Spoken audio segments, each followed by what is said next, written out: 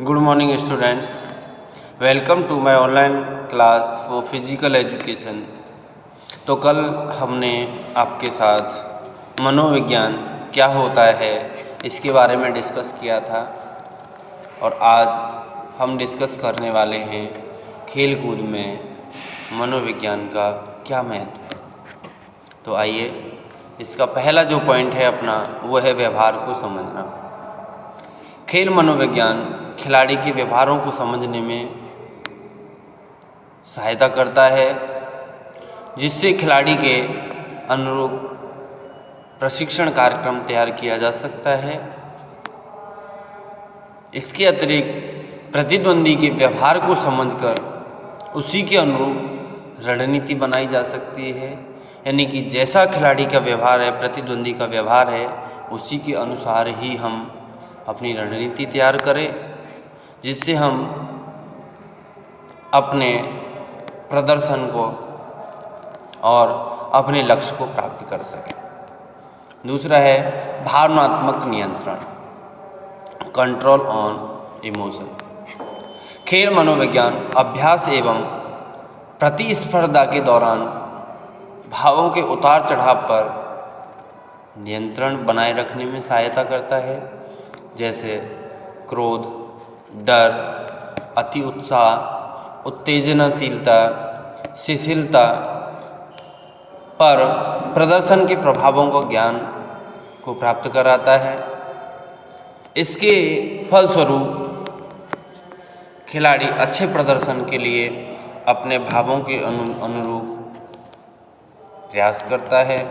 अगला है शरीर क्रियात्मक क्षमता में बढ़ोतरी। शरीर क्रियात्मक क्षमता में बढ़ोतरी में मनोविज्ञान कारकों का बहुत ही महत्वपूर्ण योगदान है, जैसे प्रेरणा। शरीर क्रियात्मक क्षमता को बढ़ाना, आक्रामकता का प्रदर्शन करते हुए प्रतिद्वंदी पर विजय प्राप्त करना आदि। शरीर क्षमता को अभिप्रेरणा के द्वारा भी बढ़ाया जा सकता है। जो अभिप्रेरणा होती है वो दो प्रकार की होती है, आंतरिक अभिप्रेरणा और बाह्य अभिप्रेरणा। आंतरिक अभिप्रेरणा वह अभिप्रेरणा होती है जो व्यक्ति स्वयं के माध्यम से अपने आप को अभिप्रेरित करता है, यानी इसमें किसी बाह्य व्यक्ति का अभिप्रेरित करने में कोई योगदान नहीं होता है। उसको हम आंतरिक अभिप्रेरणा कहते हैं, जो किसी दृश्य को देखने के बाद या व्यक्ति को किसी दुर्घटना के पश्चात या कोई चोट लगने के पश्चात या उसका कोई भी कारण हो सकता है, किसी के द्वारा अपशब्द कहे जाने पर, टीका टिप्पणी किए जाने पर व्यक्ति स्वयं के द्वारा अभिप्रेरित होता है। और बाह्य अभिप्रेरणा वह अभिप्रेरणा होती है जिसमें व्यक्ति किसी बाहरी व्यक्ति द्वारा, वातावरण द्वारा या किसी मोटिवेशनल वीडियो द्वारा अपने आप को अभिप्रेरित करता है। तो अभिप्रेरणा मनोविज्ञान के द्वारा व्यक्ति की शरीर की क्रियात्मक क्षमता में बहुत ही बढ़ोतरी करा देता है। अगला पॉइंट है आपका समस्याओं के समाधान में सहायक। प्रत्येक क्षेत्र में समस्याओं का सामना करना एक स्वाभाविक प्रक्रिया है, यानी हर क्षेत्र में समस्याओं का होना जरूरी सा ही होता है, जैसे चिंता, तनाव, दबाव, निराशा, अवसाद। इस प्रकार की बहुत सारी समस्याएं व्यक्ति के सामने किसी न किसी रूप में आ ही जाती हैं।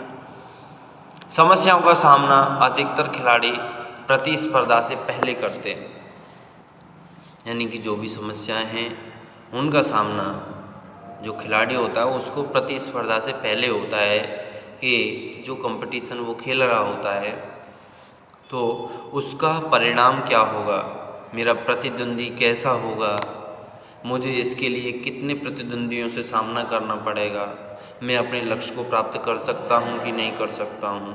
ऐसी बहुत सारी चिंताएं, दबाव, प्रेशर ये सभी होते हैं। इसके समाधान के लिए खेल मनोविज्ञान का ज्ञान होना बहुत ही आवश्यक है, जिससे अपनी जो आंतरिक जो भावनाएं हैं, जो दबाव हैं, उस दबाव से हम अपने आप को निकाल सकें अगला जो पॉइंट है आपका गामक विकास कौशलों को सीखने में सहायक। प्रत्येक कार्य को सीखने के लिए व्यक्ति की तत्परता का होना बहुत ही आवश्यक है। खेल मनोविज्ञान के सीखने के नियमों के ज्ञान कराकर खिलाड़ी को अभिप्रेरित किया जा सकता है। कौशल सीखने के उपरांत उनके परिणाम से अवगत कराकर उसे उत्साहित किया जा सकता है। जब हम किसी भी खिलाड़ी को प्रशिक्षण दे दें तो उसके द्वारा जो उसको अपने आप से बहुत सारे कौशल जो सीखने को मिलते हैं, जो उसे अनुभव मिलता है, वो खेल मनोविज्ञान के द्वारा हम उपलब्ध कर सकते हैं। अगला है मानसिक परिपक्वता। मानसिक मतलब मन में दृढ़ विश्वास बना लेना। खेल मनोविज्ञान के आयामों के अध्ययन से खिलाड़ी में मानसिक परिपक्वता लाई जा सकती है, जिससे प्रतिस्पर्धा के पूर्व एवं दौरान खिलाड़ी प्रतिद्वंदी के प्रहार से विचलित नहीं होता, बल्कि उस पर अपना आत्मविश्वास बनाए रखते हुए उसका सामना करता है और अपने प्रदर्शन को प्रभावशाली बनाता है। और अगला है शिखर को बनाए रखना। शिखर पर पहुंचना जितना कठिन है, उतना ही शिखर पर बने रहना उससे भी अधिक कठिन है।